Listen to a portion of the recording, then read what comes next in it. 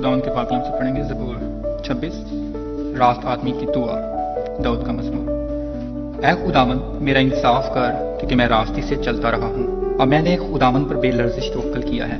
ऐ खुदावंद मुझे जांच और आज़मा, मेरे दिलो दिमाग को पढ़ क्योंकि तेरी शफकत मेरी आंखों के सामने है और मैं तेरी सच्चाई की राह पर चलता रहा हूँ। मैं बेहुदा लोगों के साथ नहीं बैठा, मैं रियाकारों के साथ कहीं नहीं जाऊंगा।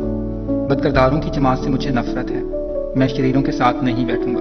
मैं बेगुनाही में अपने हाथ धोऊंगा और ऐ खुदावंद मैं तेरे मसबा का तहफ़्फ़ुज़ करूंगा ताकि शुक्रगुजारी की आवाज़ बुलंद करूं और तेरे सब अजायब कामों का बयान करूंगा।